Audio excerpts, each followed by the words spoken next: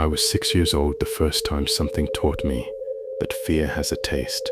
It tastes like copper, like the inside of your own mouth after you've bitten down too hard on a scream you're too scared to let out.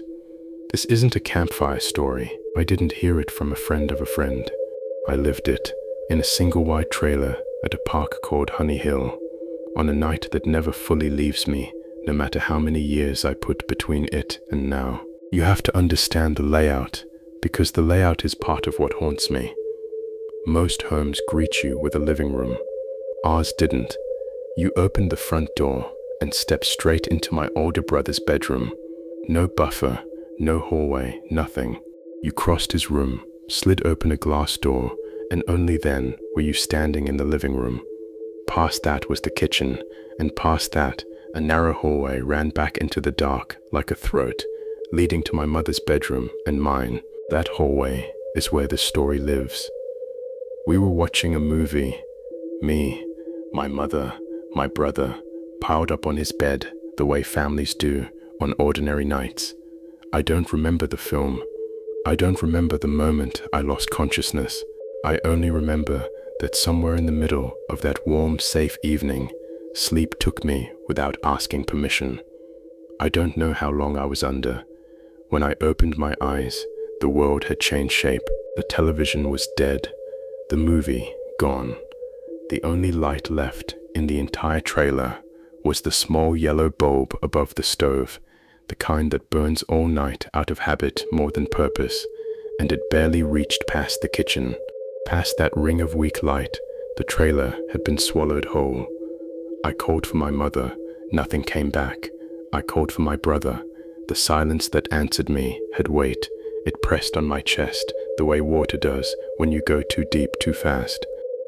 I sat up slow, the way you do when some animal part of your brain already knows something's wrong before your conscious mind catches up. I looked past the living room, down that long hallway toward the two bedrooms.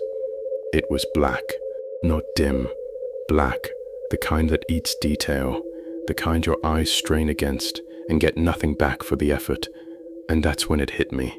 Not a sound, not a shape, not one single thing I could point to and say that, right there, that's what scared me. It was worse than that.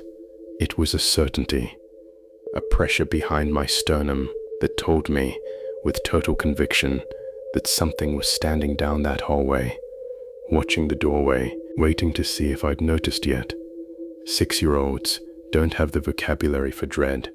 We just have the body for it, and my body was screaming. I scrambled backward across my brother's bed until I hit the wall beneath the window, putting as much distance between myself and that hallway as the room allowed.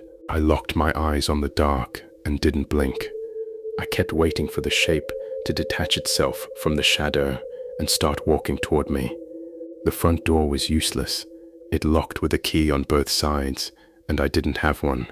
I was sealed inside with whatever I believed was down that hall.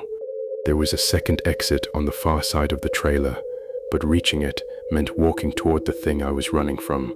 That wasn't going to happen, not for anything. Fear does strange arithmetic in a child's mind. I decided I needed a weapon. I bolted for the kitchen, past the edge of that stove light, close enough now to the hallway mouth that my skin crawled the entire time, yanked open the first drawer I reached, and grabbed the only thing my hand found, a butter knife. I ran back to my brother's bed, pressed my spine to that wall again, and gripped the handle so hard my knuckles ached.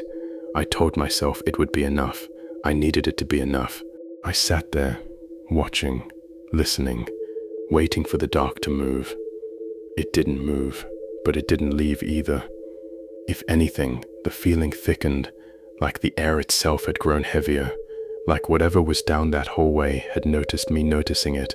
Eventually, terror does something logic never could. It makes a decision for you. I decided I would rather die falling than die waiting. I turned to the window at my back and I broke it. I don't remember pain.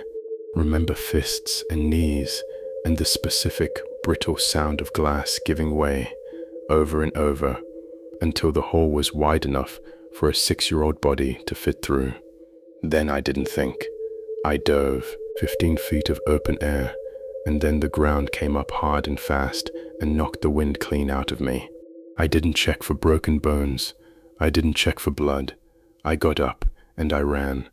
I noticed, somewhere in the chaos, that my mother's car wasn't in the driveway.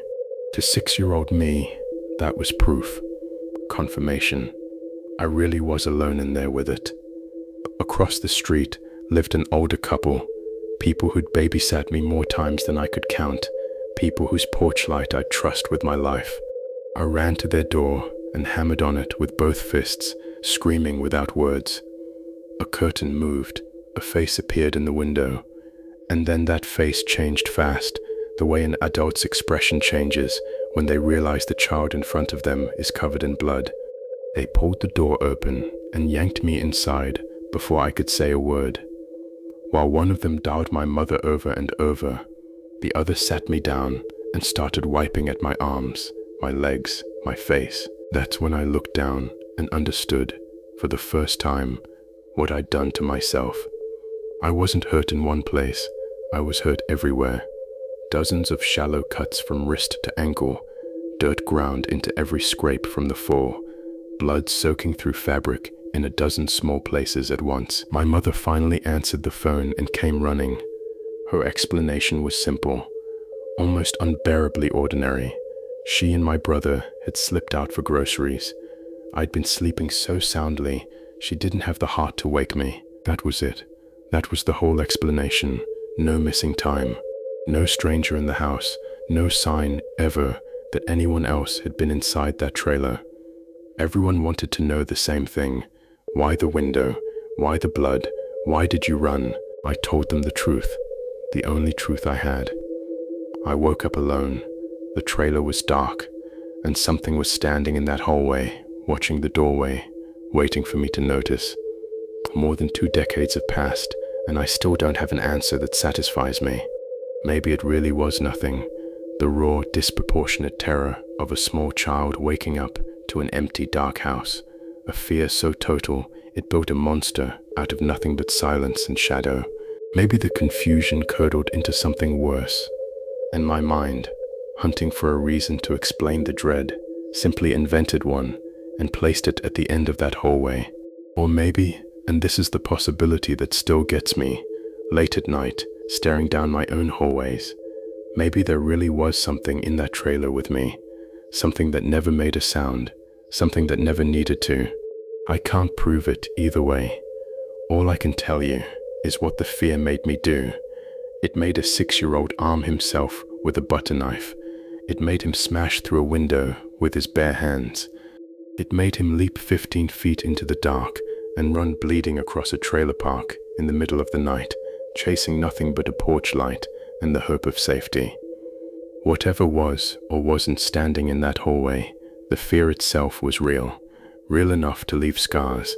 And sometimes, late at night, when a hallway sits just a little too dark and a little too quiet, I feel 6 years old again, pressed against a wall, gripping something sharp, watching the dark for the moment it decides to watch back.